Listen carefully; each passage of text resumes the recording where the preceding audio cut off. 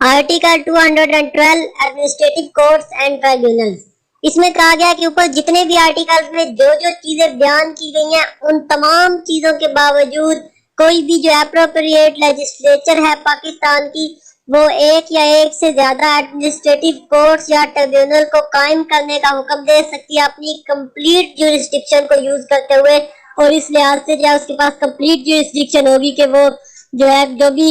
Appropriate legislature है वो कोई भी एडमिनिस्ट्रेटिव कोर्ट या ट्रिब्यूनल जो है वो एक्सरसाइज कर सकती है। किन मैटर से रिलेटेड उनको अब हम डिस्कस कर लेते हैं। सबसे पहले उसने कहा matter relating to terms and conditions of person, कि उस शख्स से रिलेटेड टर्म्स एंड कंडीशन जो कि पाकिस्तान सर्विस ऑफ पाकिस्तान के अंदर था या अभी है, उसके डिसिप्लिन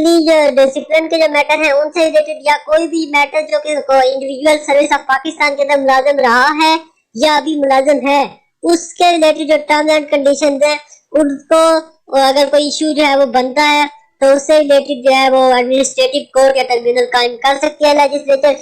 इसके अलावा बी के अंदर है कि जो लॉ ऑफ टॉर्ट से रिलेटेड जितने भी गवर्नमेंट के एक्ट्स होंगे उनको इंक्वायर करने के लिए जो है वो एडमिनिस्ट्रेटिव ट्रिब्यूनल या कोर्ट्स बनाई जा सकती हैं। इसके अलावा कोई भी ऐसा शख्स जो कि सर्विस ऑफ पाकिस्तान के अंदर है या किसी भी लोकल अथॉरिटी के सर्विस के अंदर है, उससे ये पावर हासिल है कि वो टैक्सेस इम्पोज कर सकता है और वो बंदा जो है अपनी जो अथॉरिटी है उससे डिस्चार्ज हो चुका है या यानी कि परफॉर्म कर रहा है, तो इस सूरत में भी उससे रिलेटेड जो भी इशू जो है वो अराइज होगा तो उसके से रिलेटेड जो है इंक्वायर करने के लिए एडमिनिस्ट्रेटिव कोर्ट्स या ट्रिब्यूनल्स बनाए जा सकते हैं। किसी भी जो शख्स सर्विस ऑफ पाकिस्तान के अंदर या किसी लोकल अथॉरिटी की सर्विस के अंदर मुलाजिम है। और इसके अलावा जो है वो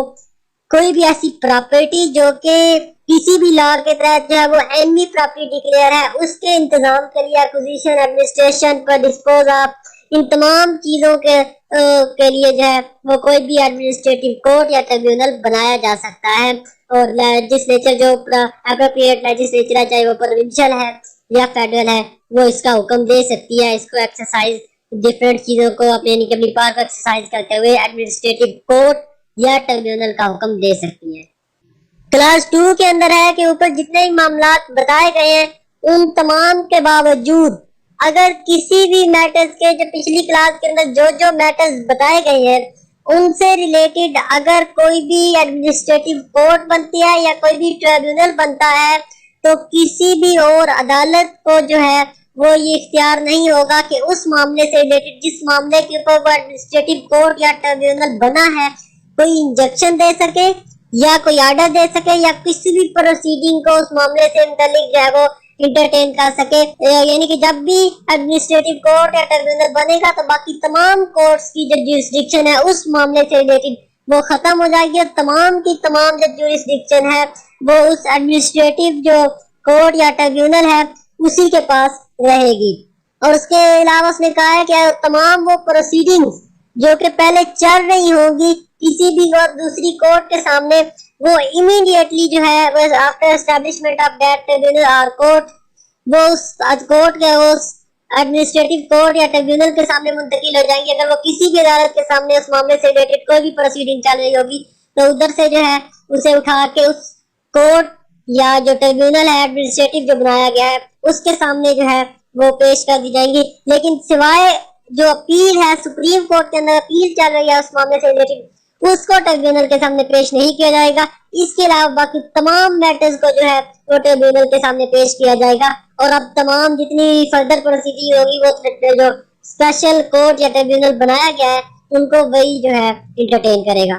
तो इसके अंदर एक प्रोविजन है कि अगर कोई भी एडमिनिस्ट्रेटिव कोर्ट या एडमिनिस्ट्रेटिव ट्रिब्यूनल जो है वो किसी प्रोविंशियल असेंबली के एक्ट के तहत बनाया गया तो फिर ये जो क्लास 2 के अंदर जो भी प्रोविजन है वो फिर उस असेंबली उस ट्रिब्यूनल पर या उस कोर्ट पर अप्लाई नहीं होगी स्पेशल कोर्ट पर। अगर वो प्रोविंशियल असेंबली के किसी एक्ट के तहत जो है वो एक्सरसाइज किया गया तो फिर ये प्रोविजन उस पर अप्लाई नहीं होगी। लेकिन अगर प्रोविंशियल गवर्नमेंट की रिक्वेस्ट पर मजलिस शुरा यानी कि जो पार्लियामेंट है उन्होंने जो है प्रोविंशियल गवर्नमेंट की रिक्वेस्ट पर कोई भी जो आपका एडमिनिस्ट्रेटिव ट्रिब्यूनल है या कोर्ट है उसे एस्टैब्लिश किया है तो फिर जो है ये प्रोविजन जो ऊपर जो बयान की गई है वो सब की सब अप्लाई होगी उस ट्रिब्यूनल या एडमिनिस्ट्रेटिव कोर्ट पर। क्लास 3 के अंदर अपील की बात की गई है कि सुप्रीम कोर्ट के अंदर जो इसकी अपील है वो किसी भी एडमिनिस्ट्रेटिव कोर्ट या एडमिनिस्ट्रेटिव ट्रिब्यूनल का जो डिसीजन है, जजमेंट है, डिक्री है, उसके खिलाफ सुप्रीम कोर्ट के अंदर जो अपील है वो सिर्फ उसी सूरत में काबिल समाअत होगी जब सुप्रीम कोर्ट खुद इस बात की इजाजत दे दे और इस चीज से मुकम्मल सेटिस्फाई हो जाए कि इस केस के अंदर जो है कोई भी पब्लिक इंपॉर्टेंस का अहम जो कानूनी फैसला है, कानूनी कोई भी क्वेश्चन है लॉ से रिलेटेड जो है कोई भी क्वेश्चन जो है वो मौजूद है और उसके ऊपर जो है वो डिसीजन होना जरूरी है, पब्लिक इंपॉर्टेंस का कोई भी काम है